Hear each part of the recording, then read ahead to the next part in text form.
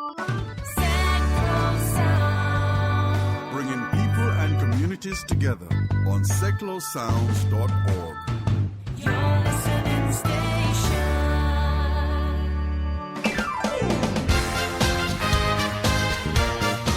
Good morning and welcome to this week's Sticks Radio Show here on Seclo Sounds. And it's hard to believe the last show of July. We're soon moving into August. The kids are on holiday.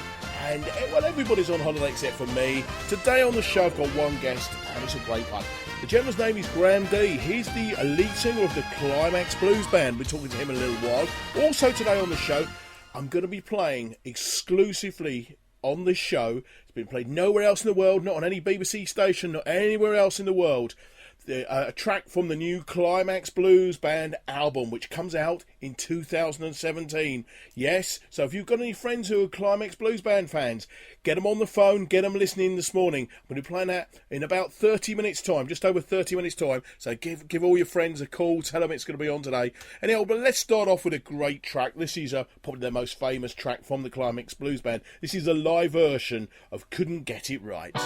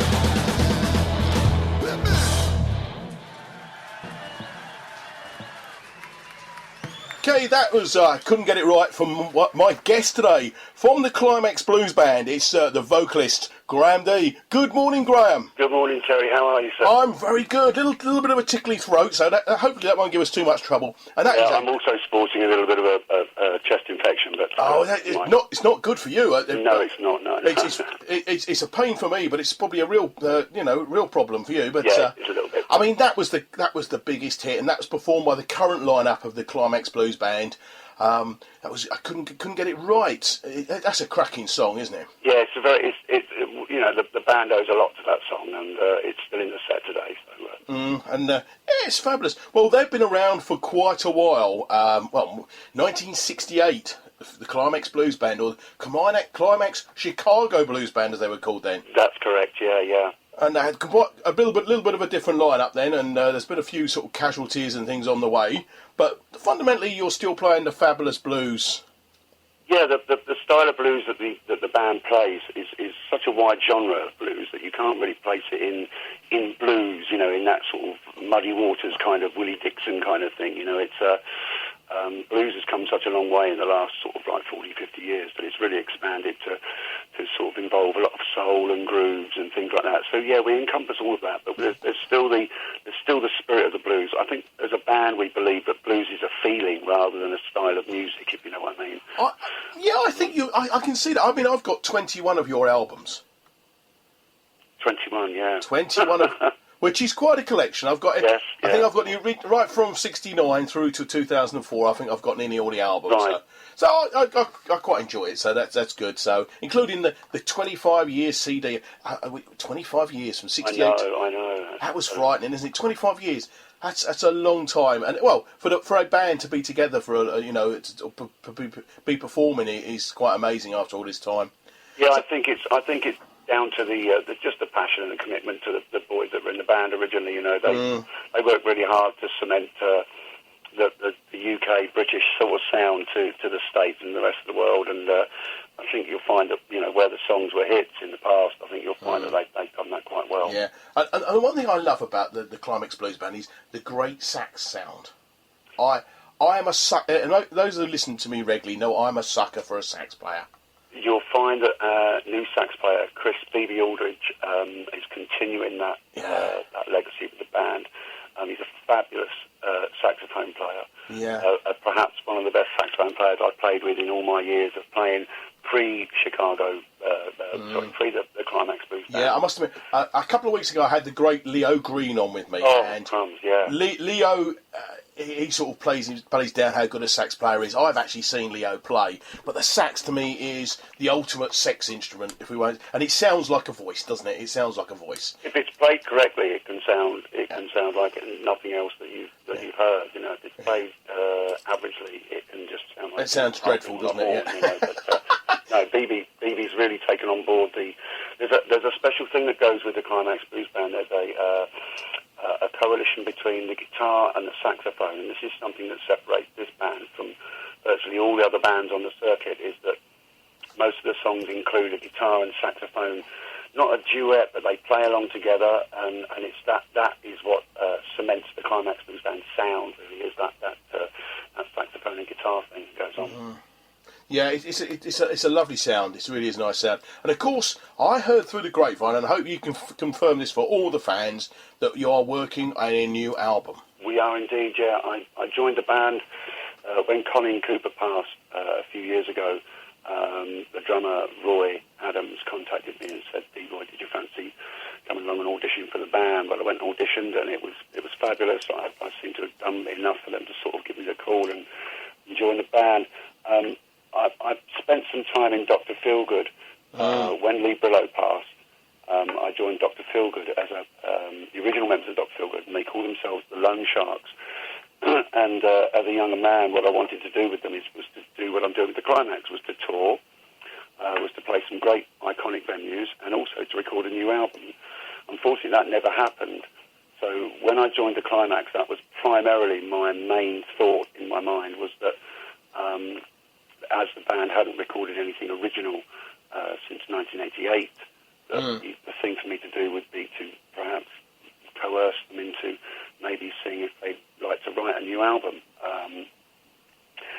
received sort of okay. Everybody was a bit sort of, not sure. So I said, well, would you mind if I just went back into my studio and wrote a truckload of songs? I'll send them through to you. We can sift through them.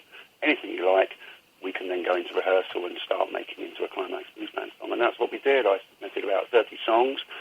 And over about a month period, I went mad writing. I just really enjoyed the fact that I was writing for a reason rather than just writing for the sake of writing. You know, I had a focus and some kind of development line that I could write to. And I'm absolutely blown away that the band have taken the songs, they've shaped them into what I consider to be the Climax Blues Band sound. But it's very fresh. It's very new. I think it doesn't really relate to what the band have done prior to this. So it's a bit of a risk for us to stick our necks on the block and say, well, we're still the same band, but we'd just like to expand the sound a little bit. But I'm really, really, really pleased with it. It does sound really good, and I've got some, I'm holding some big hopes for the progression of the album when it comes out. So you could say it's Climax Blues Band expanded into the year 2016. You've evolved. Yeah, I hope we do. I mean, we do a lot of these lots of these blues tours and festivals and things where you get lots and lots of the bands that were around when the Climax were very popular. So that most of them are still going, with certain members of the band, much like with ourselves. But for me, still as a creative artist and still as a relatively young man, I'm 53 in a couple of days' time, but I'm still relatively young. In my heart and my head, I'm still very young. And I still feel that I've still got a lot to offer as a writer and as a composer and an arranger and a producer and what have you. So this is a perfect vehicle for me, as all those things, to try and get the band to do something new. And you find that most of the bands now just go out and play the hits, which is kind of what the audience want. But I kind of said to the band, what would it be like if we still played the hits and still played the stuff that they liked, but we actually gave them something new, and something they could get their teeth into and still feel that we were current and had something to offer. So this is what's happened. The album sounds fabulous. It really does. That's good. And they're all original songs, are they? They are, yeah. They're all original. Some of them have got slightly comedic content to them. Lyrically, they're not so serious, but there are quite a few songs on the album which myself as a writer I take extremely seriously. Lyrics that are written for a reason. We're not sort of waving a flag for world peace or anything, but but I, my wife says I live in Utopia. I live at number 1 Utopia Street, and when I write, I sometimes wish that everybody just bought into it and went, oh yeah, let's do that. That sounds like a great idea. So yeah, it's there's a little bit of hope in some of the songs, but obviously, as a writer, you want to be current and you want to be writing things. You don't want to just be writing about the fact that you've lost your job or you've got no money or your dog's dead or that blues thing. I woke up this morning and something went wrong. There's been since the 20s that has been written, and I think that sometimes you need to just go outside the box a little bit. It's kind of nice that we've gone outside the box so much that our feet aren't touching the ground anymore. Well, I think that's great. Have you got a title for the album? There is a running title, but we discussed it at the weekend. We were away in Switzerland doing this beautiful gig by Lake Lugano. Oh, somebody has to, don't they? A blues festival called the Caslano Blues Night. Fabulous weekend away. Really was nice. Great hospitality, great crew, just everything that you require from a festival. Really top end stuff. Yeah. And we were sitting around, sort of just chewing the fat about what's going to happen and blah blah blah. And so a number of ideas have come up for the album. So at the moment, there aren't any working titles. We were running on the word now, the Climax Blues Band now. But we're not really that fussed at the moment. And we and it's hoping to be released 2017. Yeah, we've still got some guitar to put on. We've still got BB's horns to put on, and I've still got to run.